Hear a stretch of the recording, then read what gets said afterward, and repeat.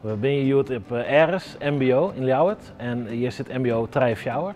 En we jouwen hier het Kardeel Friesk in die beroep en dat is een methode die ontwikkeld is door de AVOEK onder taalplan Friesk. Ze kunnen kiezen om het Friesk te doen en om daar dan ik examen in te lezen.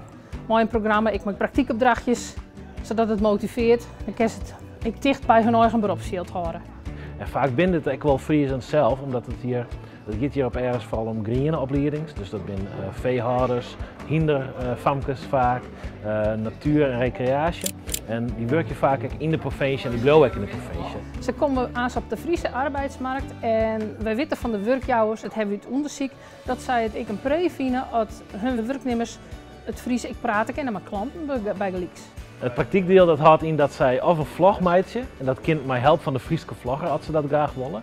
Ze kunnen ook een projectplan schrijven, maar ze binnen hun stageplek of misschien hun bijbaan, maar ze iets bedenken waar toch het Fries beter del zetten wordt in hun sector. En op die manier kunnen ze dus op hun stage meestal bezig met het Fries. Op school hebben we het keuzedeel Friesk en wij hebben gekozen om een vlog te maken voor het keuzedeel. Dat doen we op een molcafé bedrijf en het gaat over dierenwelzijn op het bedrijf.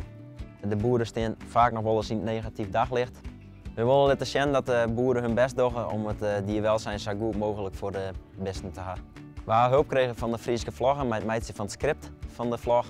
En hij gaat dus nu helpen met het meidje van de vlog.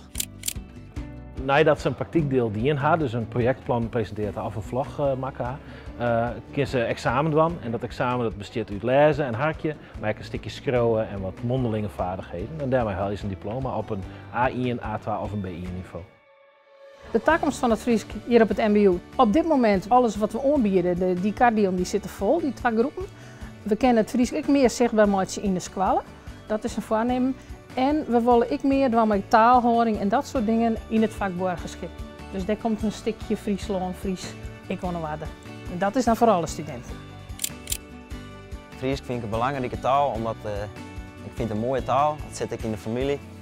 Ik wil graag in de familie houden.